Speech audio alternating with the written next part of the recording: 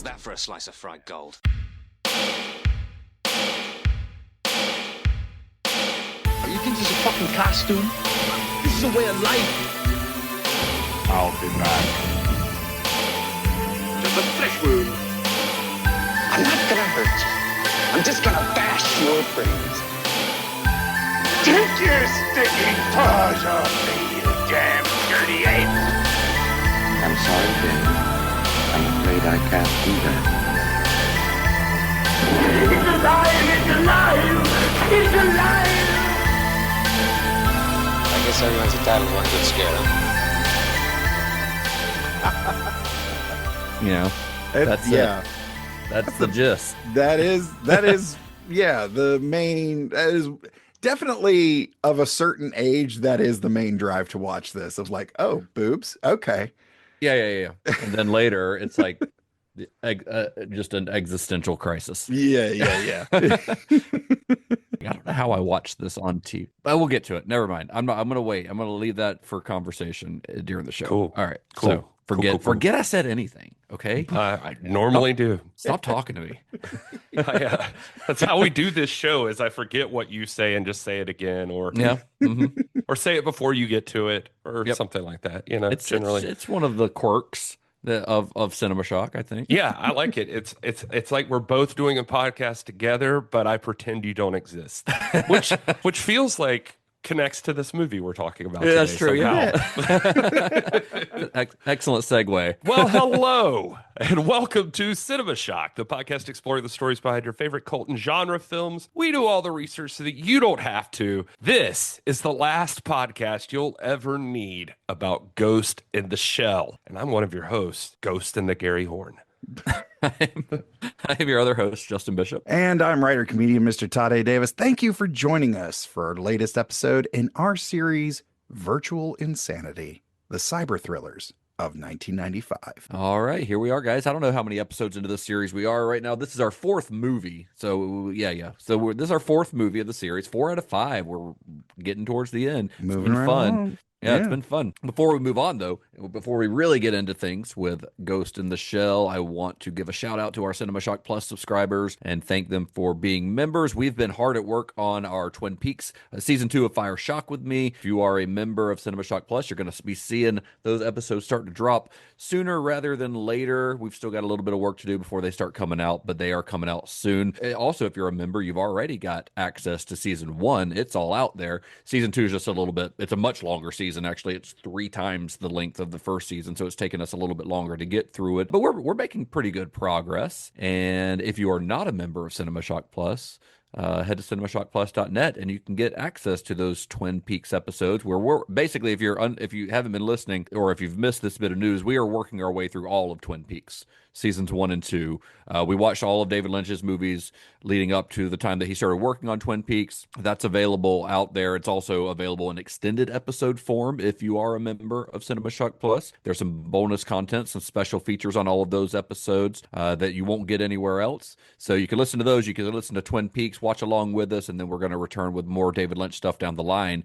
This is kind of like the bridge between the two halves of David Lynch's career. We're like, you know what the hell? Let's just watch all of Twin Peaks. And Todd's watching it for the first time. Gary's watching it not for the first time. I'm watching it for I don't know how many times, but I'm having a lot of fun going through it all. So if you want to join us on that journey, cinemashock.net/plus. You can get video content if you want to go up to the top tier, see our dumb flesh bags in person. You can get merchandise discounts. I just got some merchandise samples in today, and they look fucking fantastic. They really do. I'm very happy with how they turned out. So head to cinemashock.net/plus, and if you just want to buy the merch, just go to our website, cinemashock.net, click on merch, and you can buy it even if you're not a member. But members get a little percentage off every single time, so that's kind of nice. It's a nice little bonus for everyone. Thank you for everyone who's already a member. You guys fucking rock. Fellas, I gotta tell you, I actually got something from the old Cinema Shock mailbag here. If you'll indulge me for a minute, let me open this up.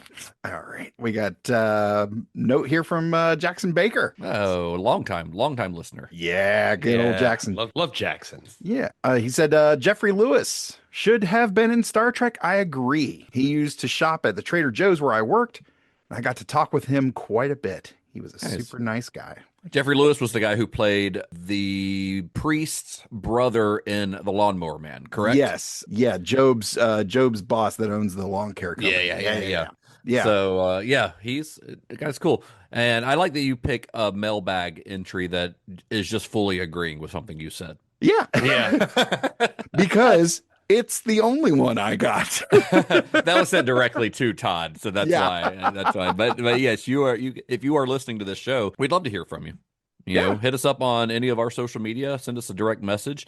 Or, I mean, I don't mind if people hit me up directly, or Todd clearly doesn't either. Gary, I'm not going to speak for him, but Gary's like, no DMs to me, please.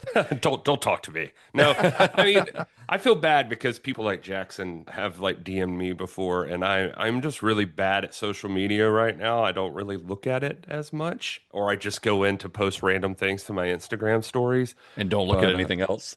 And don't look at anything else. So I take a while to get back to people. So I apologize. Let us know, like, do you agree? Do you disagree? What are your favorites? Tell us what you'd like to hear on the show. Like, I mean, anything, we're here, please reach out. Tell us if you agree with Todd. It doesn't happen that often. So. It is a rare occurrence. So he loves to hear it. Yeah. Well, let's get into it, guys. That's our Cinema Shock Plus plug, I guess. We're done with that. So of all of the films that we're discussing in this series, the one that we're talking about this week is probably, I think, the most influential.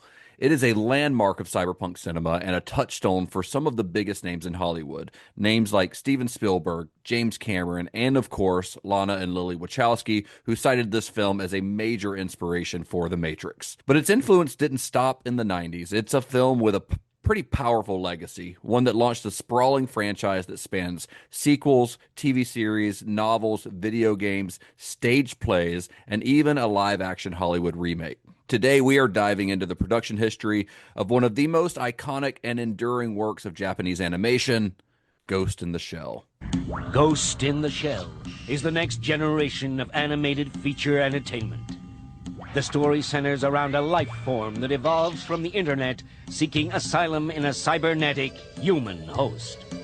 The semi-cybernetic team sent to counter this incredible situation are forced to question the meaning of their own lives, while engaged in a non-stop action-packed fight against an unseen enemy. Police! Everyone, hit the ground! All your memories about your wife and your daughter are false and are more like a dream. With production values exceeding the legendary AKIRA and a gripping storyline, this picture represents the leading edge in the new animated entertainment genre and marks a milestone in the future of feature-length animated filmmaking for young adult audiences. Ghost in the Shell. Released theatrically worldwide, fall 1995. There is the possibility that a single spoiler could destroy an entire viewing experience, and podcasts do not give rise to retention of plot specifics.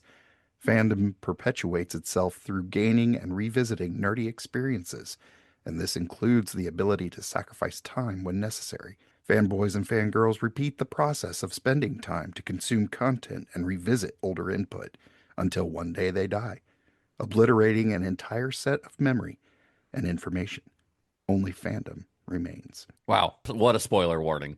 Yeah, so if you haven't watched it, pause the show and go watch it and then come back. Yeah, we're gonna spoil the shit out of this movie. Yeah, that's the too long didn't read version of that is that we are going to spoil the shit out of this movie. So if you haven't seen it and you don't want it spoiled, go watch it, then come back. So let's talk about it a little bit. The director of Ghost in the Shell, Mamoru Oshii, his path to making Ghost in the Shell is a pretty fascinating one.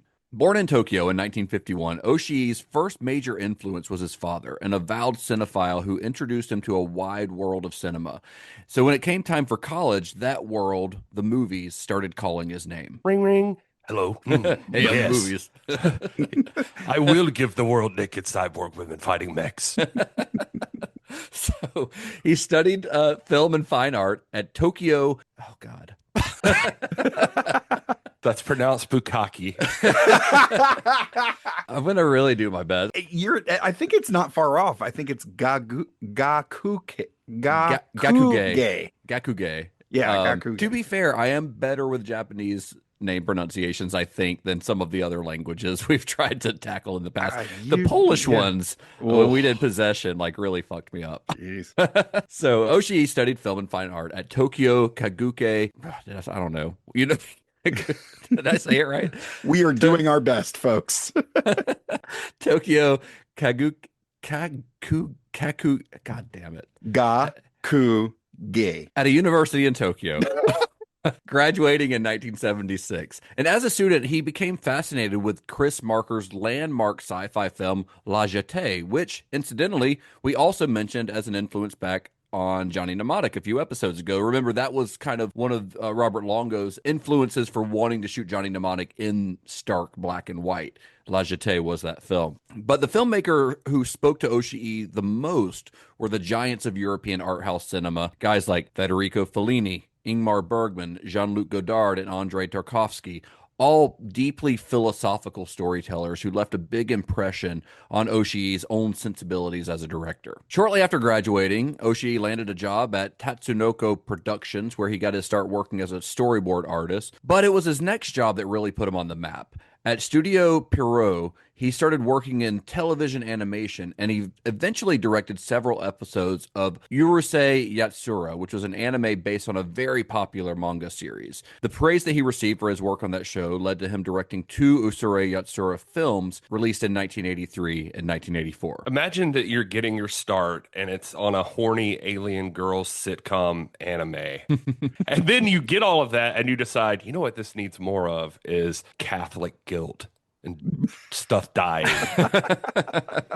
And he hated working on this at first. He was frustrated about the idea of adapting somebody else's stuff. And so he started sneaking in like all of the experimental shots, the surreal sequences, and he was doing it out of spite. And so, and he once said, he was like, I was just trying to see what I could get away with before somebody stopped me. And nobody ever did. They just gave him a movie, I guess. And the things that he added to it are probably what led to those movies being as well received as they were. So over the next few years, Oshii continued to develop his craft and began working more independently, specifically in the OVA industry. Now, for those playing at home, OVA stands for Original Video Animation, a huge market in Japan. It's basically Japan's answer to straight to VHS, but with much better production values. His first OVA, which was in fact the very first OVA ever produced, a film called Dalos, got people talking. But it was his follow-up to that film, a movie called Angel's Egg, that made people stop and stare. Angel's Egg was Oshii's most personal film to date, a surreal, nearly dialogue-free piece steeped in philosophical and religious symbolism. This was the movie that confirmed that Oshii wasn't just a director. He wasn't just a director for hire. He was a bona fide auteur. I saw people describe it as like staring into the abyss. It's like you don't just watch it, you survive, and then seek out a priest. I don't know. It's like he wanted to make a kids movie and was like, here's a meditation on depression. Yeah, I haven't seen it either. It's been relatively difficult to come by in the States for quite a long time. I've seen clips from it and it looks gorgeous. Like the animation looks incredible. Like the style of it is amazing. It is actually finally getting a 4K release later this year by Umbrella Entertainment, which is a boutique label out of Australia, but it will be available for purchase in the States. And I think I'm going to buy it because I just want to see it at this point. Plus, after doing everything that I've done for this episode, like I am a big fan of this guy and I want to see more of his work. Oh, yeah, I feel the same way. He was apparently at this time, he had been, or up until this time, he had been like a really devout Christian and was having a crisis of faith during the time that he was making this. And so that's what this movie is in response to. Is Angel's Egg.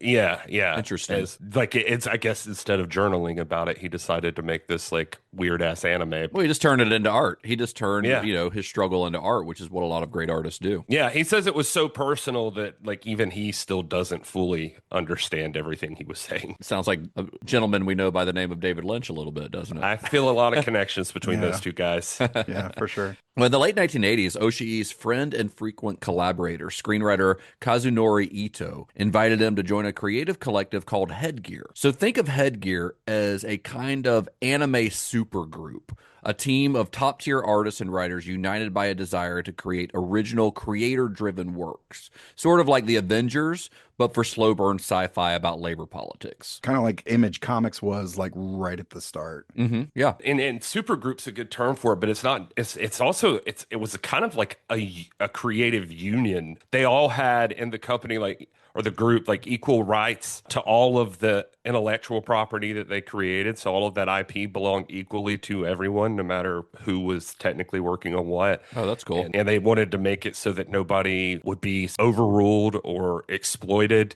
which is apparently kind of rare in anime because, you'll hear people talk about that the creators there are kind of treated like cogs in the machine, they're just churning out stuff and trying to make merch money, basically. Yeah. Well, alongside Ito, the group also included manga artist Masumi Yuki, mech designer Yutaka Izubuchi, and character designer Akemi Takada. And together, this group, they created the Patlabor series, which spanned a 22-volume manga, a TV series, and several feature films, with Oshii himself directing the first 2 movies in the franchise. Also got really interested in this one, and I was trying to read more about it, find anything I could. But from the stuff I see, this seems to be the one that probably contains the earliest seeds of Ghost in the Shell. Yeah. It seems like a lot of long tracking shots, people pondering reality, the giant mechs, but it's all background noise to stuff about the bureaucracy of government. Feels like if Michael Mann was reading a bunch of political theory and he made a Transformers movie or something. Is what it looks like. Yeah, I mean, what made Patlabor stand out from other anime of the time was its focus on character-driven storytelling, political nuance, and the realistic social implications of technology rather than just,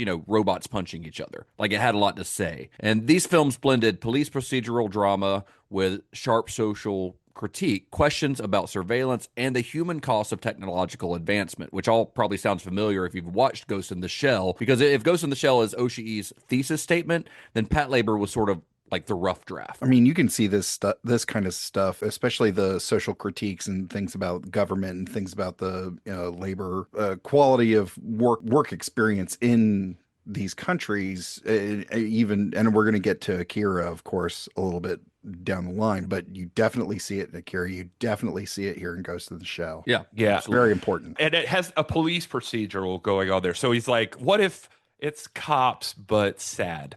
Is kind of his thing. And so in Oshii's world, he seems very interested in tech, but it's never tech is cool. It's always sad, and you're plugging in because you hate your life almost. And it's a lot of stuff about tech is always, what can machines do? What can we do with this? And his stuff seems to be... Well, he's wrestling with it a little bit more. His stuff's more like robots staring in a mirror going, why are you like this? and I can relate, is all I'm saying, I guess. Yeah. Well, around this same period, Oshii also dipped his toe into live-action filmmaking, beginning with 1987's The Red Spectacles, followed by 1991's Stray Dog, Karabos Panzer Cops. Both of those films were part of Oshii's ongoing Karabos saga, which is a multi-platform alt-history sci-fi universe that blends Orwellian dystopia, political noir, and philosophical introspection. And a partridge in a pear tree. That is a lot of stuff to cram in. It sure is. This motherfucker goes hard, and he does not apologize for it ever. That's just his thing. The Karabos films, he says, are intentionally difficult to access. He says he makes them for, quote, for those willing to do the work. Yeah. So if you don't get it, that's on you, motherfucker. Yep. So he is basically anime David Lynch. But these aren't even anime. These are live action right here. But the David Lynch comparison is apt. He's not spoon feeding, and he maybe has more gas masks. But Frank from Blue Velvet would fit I'm about to in. say there are gas masks in David Lynch. How's that for a slice of fried gold? So these films further establish Oshii as a true auteur, one known for his use of symbolism, existential themes, and a unique visual and tonal style. So when it came time to adapt the popular 1989 manga Ghost in the Shell, Oshii was the obvious choice. And it's weird to think about, because you can't be picking him for action chops. I mean, they have to know they're picking him because he's the guy who's he hears cyberpunk thriller. That for him, that means we're going to talk about longing.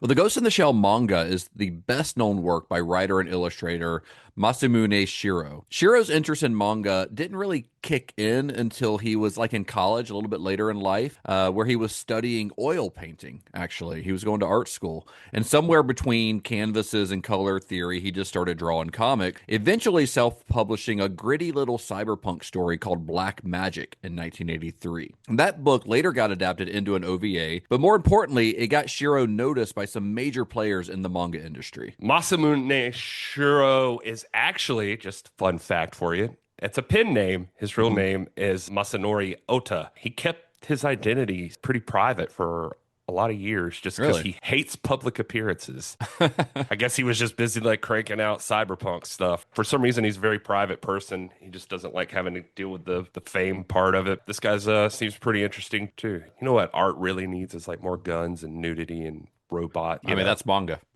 Yeah.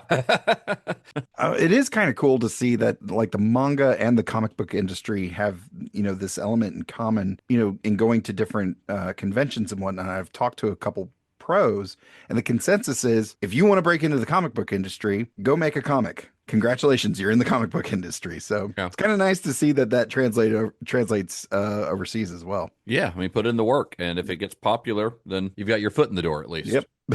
He followed Black Magic up with Dominion, another sci-fi hit that leaned a little bit more into satire and slapstick, and that one also got the OVA treatment with 3 animated adaptations beginning in 1988. But it was Appleseed, released between 1985 and 1989, that really cemented Shirow's reputation. This series blended cyberpunk and mech elements with political intrigue, philosophical questions, and a surprising amount of social theory. It was dense, ambitious, and wildly popular. So much so that it won the 1986 Seiun Award for Best Manga, which is basically the Japanese equivalent of winning a Hugo. Wow. The biggest like property I can think of right now that I saw on the list was like Mobile Suit Gundam, which is gigantic right now. Huge, yeah. But yeah, for at the time for like Appleseed to win that award, it basically meant he wasn't just like a cult guy anymore. He was like a big deal rock star in that kind of world. legitimized him a little bit more. So anyway, by the time his next series, Ghost in the Shell, was announced, there was already a lot of hype because this guy just won the Seiun Award. Like, that's a big deal. So people are going to be looking forward to his next thing. And thematically, this felt like the next natural step for Shirow. Like his earlier work, it was still obsessed with guns, cybernetics, and cutting-edge tech, but it took a deeper dive into philosophy, identity, and the nature of consciousness, which is probably why it clicked so well with Oshii. Shirow's brain seems like a USB stick dipped in ayahuasca or something. Like everything that I saw of his seems like it's all like gritty futures and guns, but he goes deep into like psychology and cybernetic theory, and like Shinto philosophy was one of them I saw. So it's not just like Blade Runner with boobs like a lot of this stuff could be. Yeah, it actually has like a point of view. Yeah, exactly. Well, the Ghost manga was serialized in Young magazine Kazokuban between April 1989 and November of 1990. So you're talking like, what, a year and a half or so? And then it was later collected in a single volume in 1991. And even on first read, it was pretty clear that this wasn't just another stylish sci-fi action comic. It was something bigger and something stranger. I love the name Ghost of the Shell, and it sounds like really poetic, but then you realize it's basically saying like, what if your soul got catfished by your body? Yeah. And it sells better than 90% of the self-help books I've read. So that's good. So apparently in Japan, that title is actually, I'm going to butcher this, Kokaku Kidotai. There's no mention of like ghost at all. It translates roughly to mobile armored riot police. And so the English title was added by Shirow himself. He said it's a nod to The Ghost in the Machine by Arthur Koestler. I read somewhere that he, even on the Japanese one, he put Ghost in the Shell as like a subtitle, like under the title. Maybe he did do that. Yeah, I read that somewhere. I can't remember where, but in an interview or with someone. So it was there, but I think the publisher didn't like that as the title or something. But it does flow better once translated into English, so it makes sense for that to be the English name for it. And this world that he created in this manga was deeply informed by real world tech trends, AI theory, and his own brand of techno mysticism. See, in this world, the ghost refers to a person's consciousness or soul, something that still exists even after the human body has been replaced by synthetic hardware or the mind has migrated into a digital network. The manga dives into questions about memory, personhood, identity, and what it really means to be alive in a world full of body swapping, cybernetic enhancement, and brain hacking. What if Chat GPT eventually develops a god complex? That's the plot of the latest Mission Impossible movie as well. Oh, really? I didn't even know that. So, yeah. Basically, the entity. Yeah. And again, just like the other stuff, like his idea of the ghost is not just sci-fi. It's based on ancient Japanese spiritual beliefs where the soul is transient and persistent, like it keeps carrying on. And so he's fusing that idea with being able to like upload your consciousness somewhere, which eventually, like, I guess makes Ghost in the Machine, from what I can see, is like one of the earliest things to like explore immortality that way, like digitally. Can you transfer your consciousness on? So this is pretty heady stuff, but Shiro didn't just hand you a philosophy textbook in manga form. Like, he wrapped all these big questions and big ideas in shootouts, espionage, and cybercrime thrillers, all anchored by a badass protagonist in the form of Major Motoko Kusanagi, a character who would eventually become an icon in both Eastern and Western pop culture. The Major is, I was trying to think of a way to describe her, and I came up with a philosophical dominatrix. That is That's pretty accurate. Yeah. She kicks your ass, and then she's like, do you think that pain you're feeling is real, or is it something your mind creates to translate your emotions to She just now? starts quoting Morpheus from The Matrix. I was about to say, Right. Exactly. it's very Trinity. Like, Yeah. Carrie-Anne Moss, like, perfect. Yeah, but she's like the pit-up model for people who think The Matrix is too shallow emotionally. Right, yeah. They're just like, no. Black Mirror is too optimistic. Right. Like it's, but from the jump, I mean, when this manga starts blowing up, that character immediately is the hit. Oh, yeah. I mean, it's a great character design as well. And considering the manga's themes and the philosophical questions it raises, it does make sense that when it finally made the jump to animation, it found a director who wasn't just interested in cool visuals, but in exploring those same questions on an even deeper level. Now, before we dive into the making of the Ghost in the Shell film, I think it's worth zooming in for just a minute to look at where the anime industry was at the time. So Kat and I went to the Puppet Museum in Atlanta. The Center for Puppetry Arts. Yes, the Center for Puppetry Arts. Yeah, I get to see what's called Kage-e, I think is how it's pronounced, or shadow plays. Oh yeah, I remember seeing that there. It's very rad. It's wild, and it's a lot of historians actually consider those to be precursors of Japanese animation from essentially the 11th century. And I found that the first feature-length anime was Momotaro Sacred Soldiers from 1945. Wow. So I would actually like to nominate it to be added to our roulette selection because I actually found it, and it is streaming everywhere.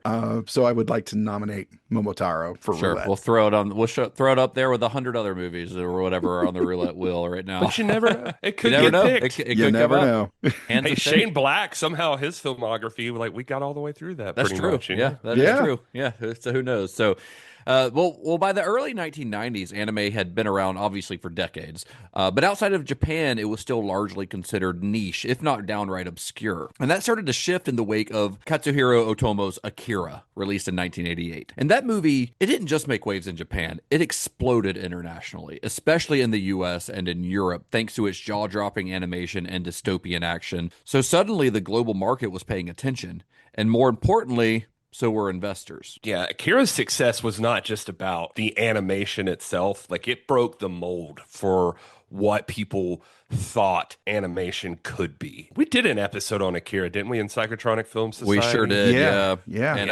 I'd like to revisit it, but I remember looking into the production behind it and just how, like, they had to literally invent colors to use on the cells in that because the animation is so complex that they had colors that they were needing paint to paint the cells, colors that didn't exist yet, that had not been made yet. Well, the whole movie was like that too. Like, I mean, it wasn't just for kids. It wasn't for laughs. It didn't apologize for being like surreal.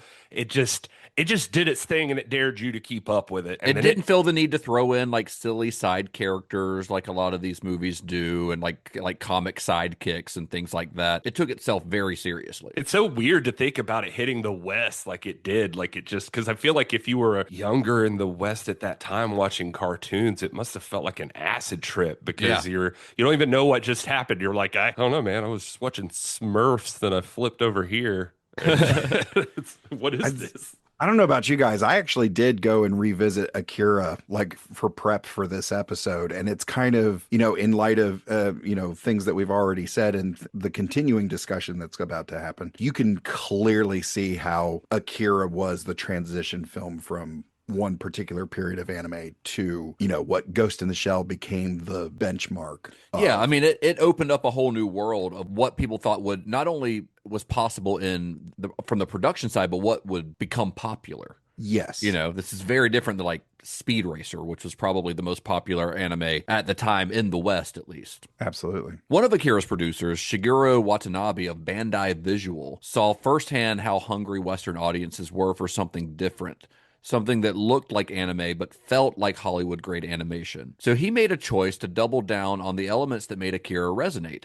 And chief among them was what they described as animated realism, a sort of visceral, detailed, and grounded animation style that had been gaining momentum in Japan. Yeah, animated realism is like, it's a term that describes how Japanese animation was pulling away from cartoon exaggeration that people would be used to. It's leaning into cinematic, hyper detailed, emotionally restrained like work. Ghost in the Shell is going to become the gold standard of this, where every frame feels like it's like it could have been a noir film or something like that. Yeah, I mean, think of like anime that you've seen where the characters are very exaggerated, very, for lack of better words, cartoony. Like bigger eyes, like big exaggerated mouths when it's still a popular animation style in anime especially. But what Akira was doing was like the character designs, like they looked like they were shaped like real people. They looked like real people.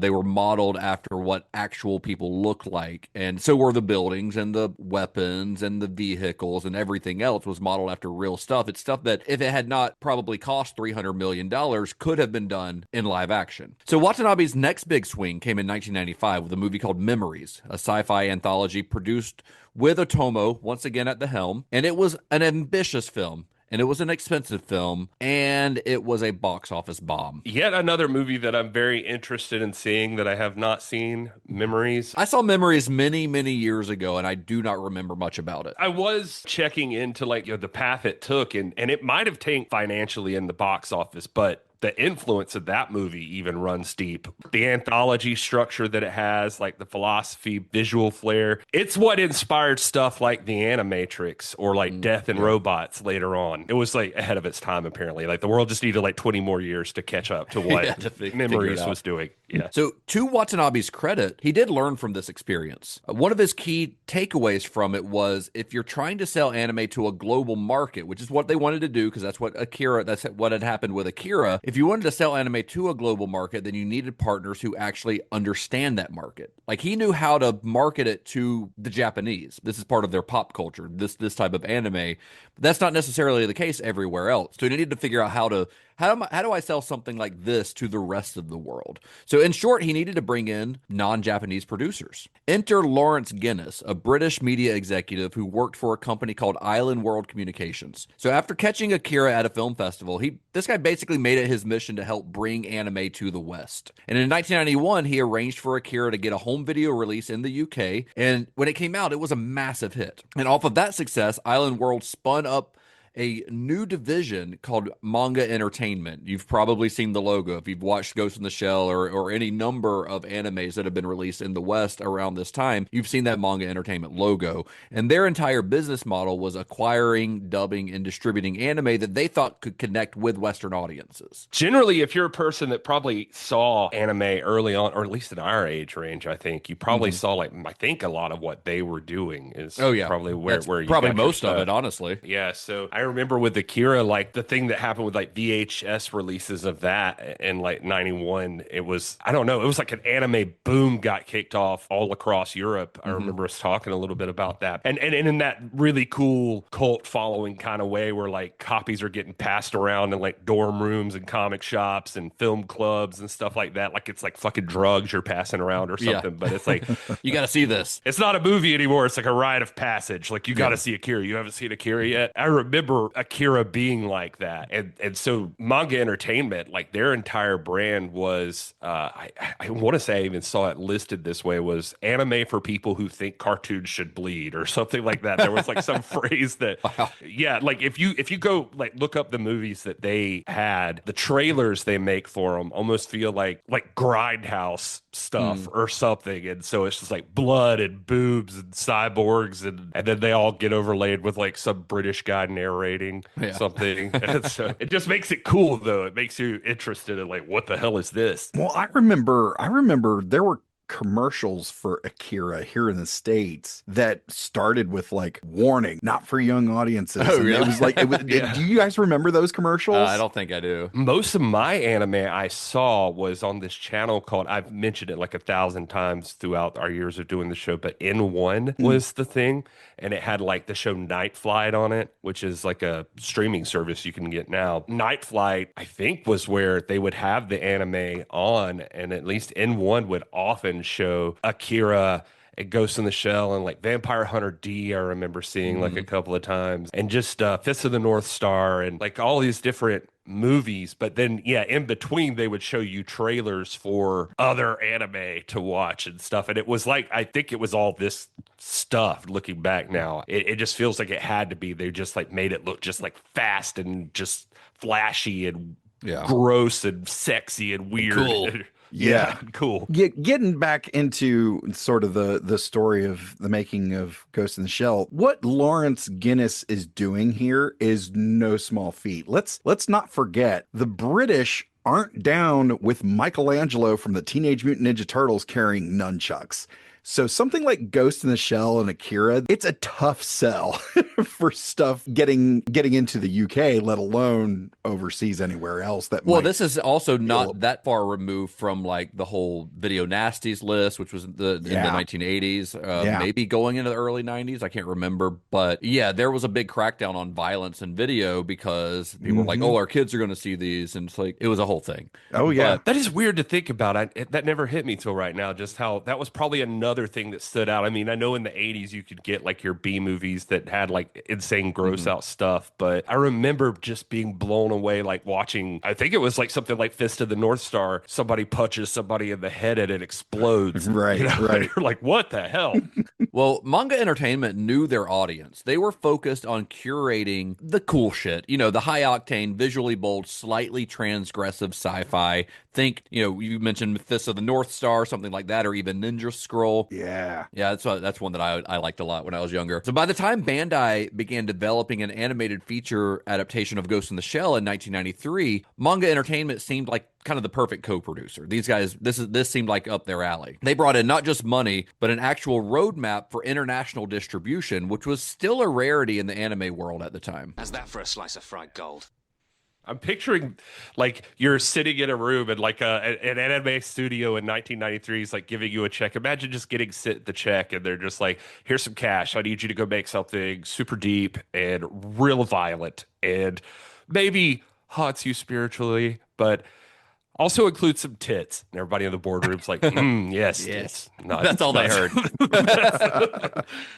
I just think like in the early 90s, from everything I can find, especially with anime, most Japanese studios saw anything succeeding in the West as like a bonus, not a market to design anything for. So Ghost in the Shell is the thing that's going to like kind of flip that script a little bit. Yeah, they were specifically creating it for the international market. Like they wanted it to have that same kind of success as Akira. So they are sort of trying to shape it into a film that will appeal to audiences in the West.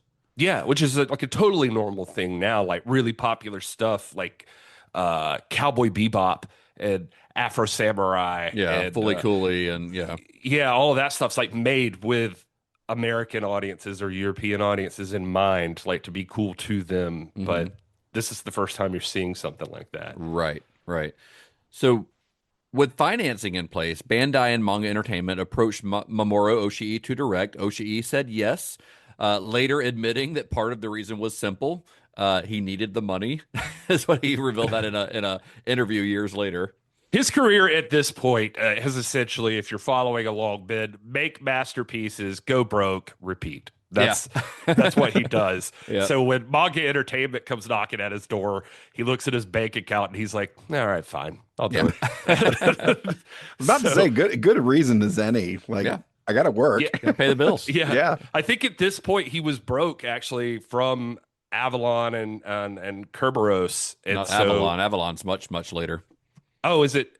Oh, okay. Maybe I'm thinking of something else then. Yeah. Anyway, his admission that he's just taking Ghost in the Shell for cash is, I don't know, even more mind blowing to me though, because it feels like John Carpenter's always very open about. They pay me money, and then you go fucking like redefine a genre, right? And so I don't know. That's pretty cool. Good for you that you're greedy, but also you care enough when you do it, I suppose. Yeah. So Oshii brought on his longtime collaborator and fellow Headgear member Kazunori Ito to write the screenplay. And while Manga Entertainment they didn't have creative control necessarily, they did get to review the script and the storyboards and offer feedback from their offices in London, so they could like send notes and stuff. But once production kicked off in Tokyo under the supervision of Production IG, creative decisions were largely left to Oshii and his team. He's getting like Western funding and script notes from London and stuff like that, but he still manages to keep. He's still kind of getting to do his own thing. Yeah, he's keeping it very Japanese, like philosophical, like slow burn, methodical. He's not chasing Hollywood energy, I guess. Right. He's making Hollywood chase him, motherfucker. That's what he's doing. He did joke in one interview I saw that his one rule that he kept getting from producers was, he said, quote, "Make it smart enough for France, but cool enough for America." That's good. That's good. Yeah, I was going to say, that's really great. That's good advice. That's good. Well, these producers were looking for, like we said, another AKIRA. A film with hyper-realistic animation, explosive action, and themes that would resonate with non-Japanese audiences. And on the surface, Ghost in the Shell kind of checked all the boxes. It had sci-fi spectacle, philosophical musings, and a lead character with just enough cybernetic edge to feel cool and dangerous. I feel like they wanted AKIRA too, but so maybe they're not expecting they're going to get sad robot girl sits in a bathtub and thinks about God. But he never wanted to top AKIRA. That was never his plan. He seems to he wants to rewire what your expectations are for what anime could be. Yeah. So the money comes in because this looks exactly like the kind of project that could follow in AKIRA's footsteps. But then when it came time to actually make the thing, the producers more or less stepped back and just let Oshii kind of do his thing. Let him and his team just take over. And it works for him because at the time when he's doing this, he's surrounded by like a murderer's row of talent. Like the best of the best. Like we said earlier, the Avengers of this business. Yeah, and they're setting out all together to prove a point that you can make something beautiful and dense and deadly on like a global scale and not compromise on the art side of it. So I don't know if everybody had the same expectations, but you're imagine giving Oshii like $10 million and he's a man who says a plot is a distraction from enlightenment. Well, this team that he assembled included some of the best animation talent in the business. Hiroyuki Okiura served as the film's character designer and animation supervisor, coming off the high-profile work of AKIRA and Oshii's own Patlabor films. Also on board was Hiramasa Ogura, who had previously worked as an art director on Patlabor 2 and in the genre-defining Ninja Scroll, which we've already mentioned, but it can't be stated how influential that film is as well. And together, they helped to give Ghost in the Shell its now iconic visual texture, moody, detailed, and lived in, more noir than neon. Agura's backgrounds, they're like, if you watch Ninja Scroll and like, well, this, I mean, it feels less like normal anime stuff and more like they're like oil paintings. Very And much. it's just it's just like this decaying future, like rust stained on everything and moldy concrete and washed out stuff. It's like it gives it its whole its own mood basically, and it's you could see that it's absolutely something that influences stuff like The Matrix or Blade Runner 2049 or whatever. Yeah, they're getting this. It's like every city looks like God abandoned it or something. Well, Okira's redesign of Major Motoko Kusanagi was one of the biggest departures from the manga visually. In Shirow's original comic, Motoko is snarky, expressive, and has kind of a rebellious spark. She's often drawn in a stylized, even playful way. And the film version is almost the opposite. Okira envisioned her as more physically mature and emotionally restrained than the character in the comic. Less cheeky hacker, more disillusioned soldier philosopher. Her face rarely emotes and her posture is precise. Like very, for lack of a better word, I guess, robotic. Everything about her is dialed down to sort of a contemplative stillness. Kusanagi's redesign, like the film redesign, is so restrained that it's almost uncanny. Like I was reading the animators studied like real body language and like military posture and closed loop movements to like give her the presence. It's like how you're describing it. It's like she's human but off. Yeah, and still like a little too stoic to be fully human. Yeah, you know? and she's not meant to feel relatable exactly. Right. Like something's weird about her. And you could have easily gone with hot hacker chick or something, and instead she's like, I don't know, existential crisis chick. Like she's And this seriousness wasn't just a character choice, it was the tone of the entire production.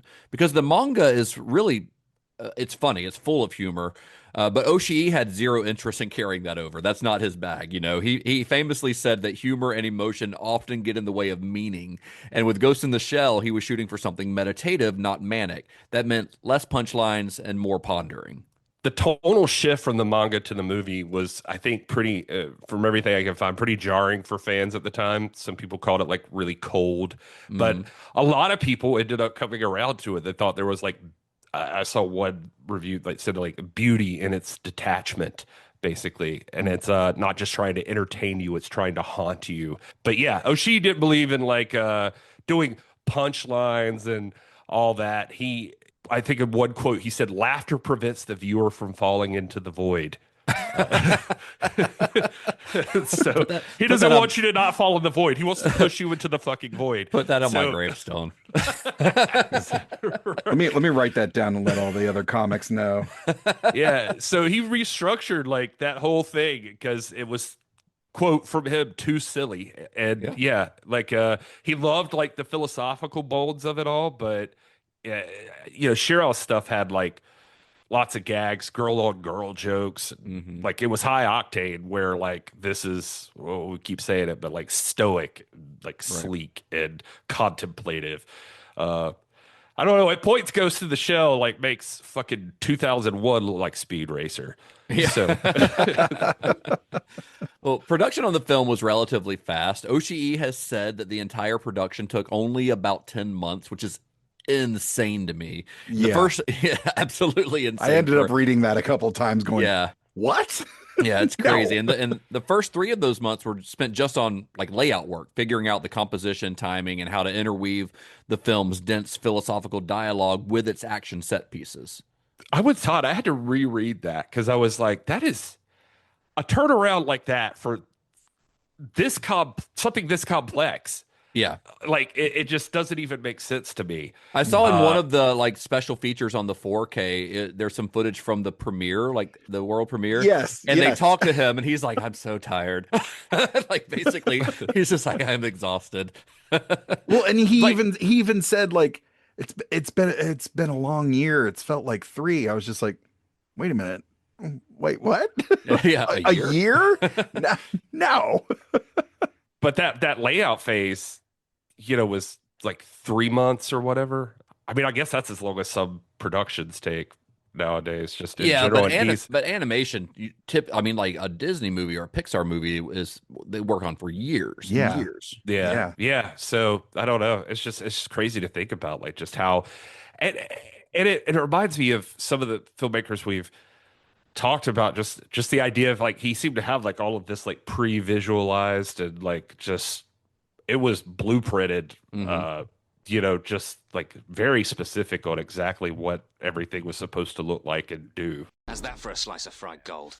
So one of the most innovative aspects of this film was its use of digitally generated animation, which is kind of a hybrid process that combined traditional hand-drawn cells with early CGI and digital compositing, and then it married it all in an Avid editing suite. And this is like bleeding edge stuff in 1995. Production IG had already experimented with digital workflows, but Ghost in the Shell pushed it further, integrating 2D and 3D elements in a way that still felt seamless and organic. Yeah, that's it was I think only a few things had even tried something like that before. One I saw was like Macross Plus, which I had not even heard of before, but Ghost in the Shell like takes it mainstream, basically, showing that anime can, the thing that we all have to deal with, anime can evolve with technology rather than just get replaced by it. It can use it. And so much of that CGI is pretty invisible. Like it's pretty seamless. The thermoptic camouflage is obviously computer generated, but I think it fits I think that it fits the effect that they're going for. But a lot of it is really like it's pretty seamless. Like it's pretty impressive how seamless it is. Yeah, Yeah. you really got to be looking to. I mean, there's a couple things that obviously stick out, especially like some of the computer, like images on the computer. Oh, sure. But Yeah. other than that, you Yeah. really got to be looking for some of this stuff because Mhm. it's a beautiful movie. It's a Yeah. very beautiful movie. It is. And this hybrid animation technique helped to achieve some of the film's most memorable moments, like I mentioned, the thermoptic camouflage scenes, the elaborate cityscape flyover, and the eerie final sequence inside the cybernetic tree of life. And these effects weren't just eye candy. They reinforced the film's themes of disconnection, evolution, and the blurring of digital and organic identity. Yeah, that Tree of Life finale is not just symbolism. It's like, I don't know, man. It had me thinking. Like I was in my feelings. Yeah. And I was like, do I even deserve to be conscious? Do I Like, do what I does even this mean? exist? Do I Yeah. exist? Right. What if the movie is watching me? Right.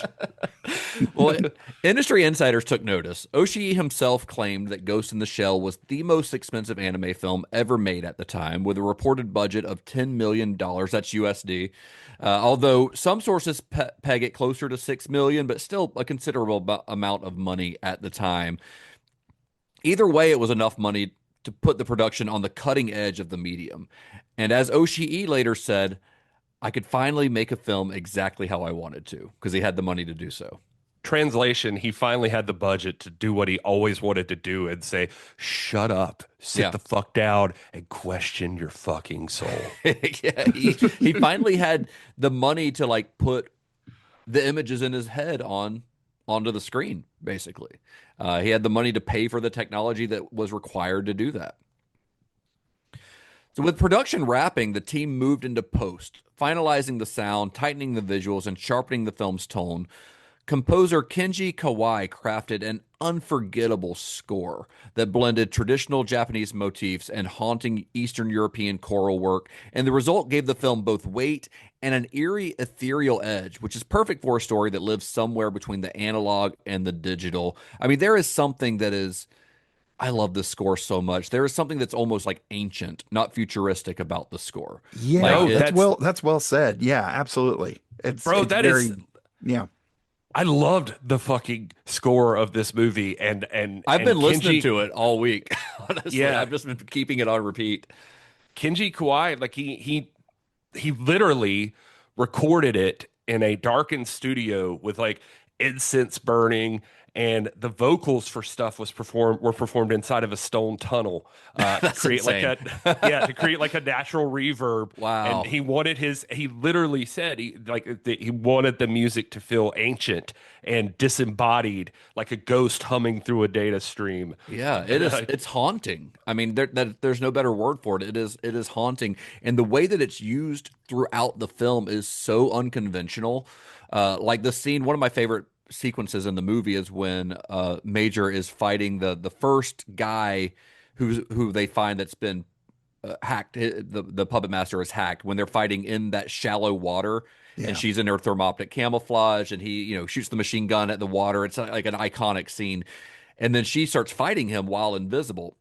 And normally, most filmmakers would put like a really rousing, like fast-paced score. Instead, this just has this ethereal, like slow score over it, and it makes this whole what would normally be like a big action sequence feel like there's more weight to it. There's something else below the surface that's just.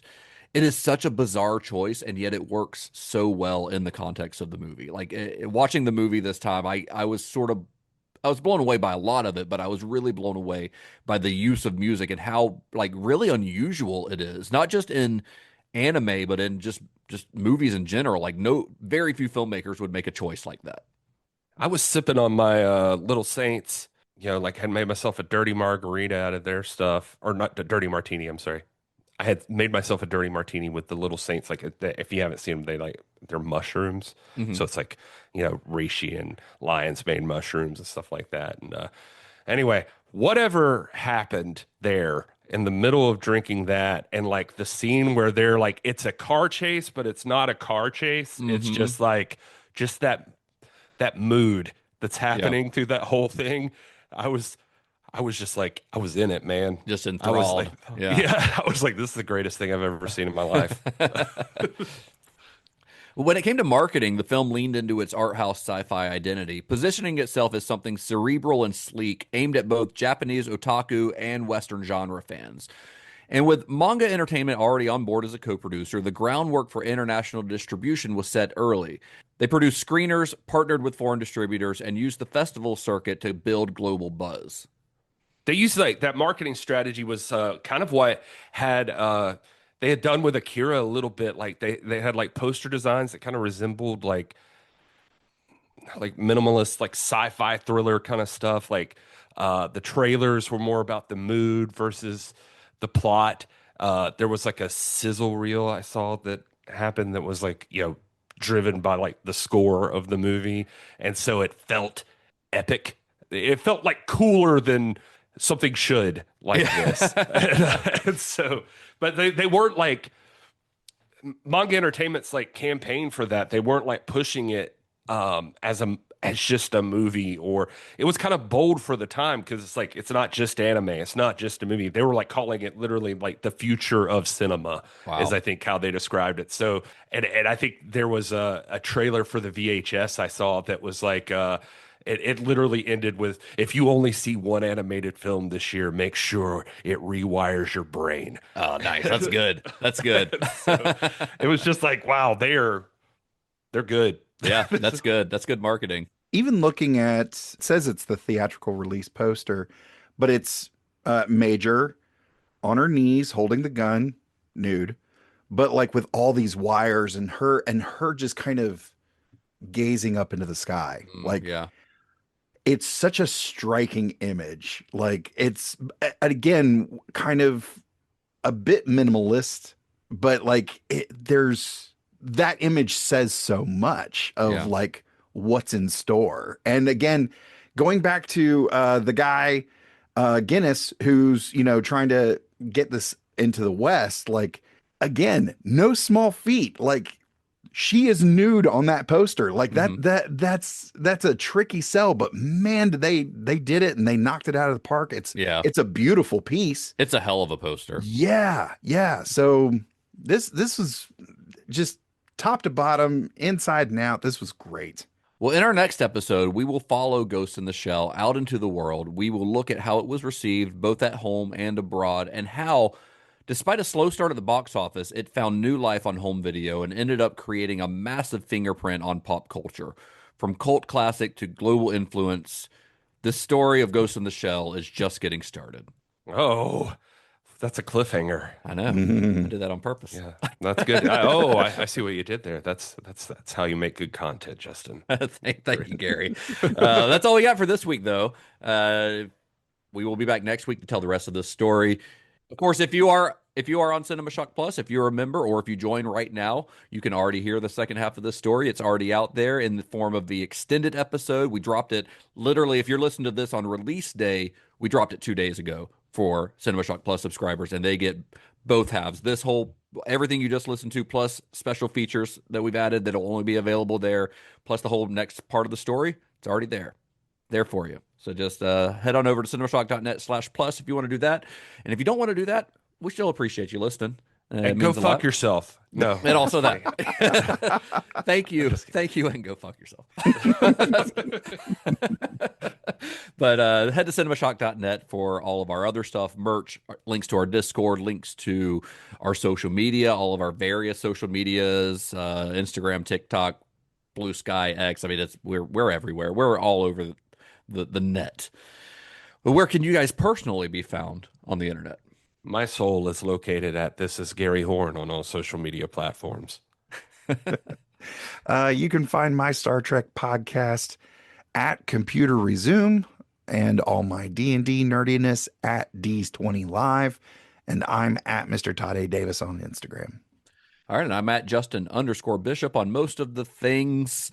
And until next time, may the wings of liberty never lose a feather. And be excellent to each other. Johnny has the keys. Not just a simple Johnny has the keys. Yeah. Wow. I do the big one at the end of the second episode. Okay. Yeah. Okay.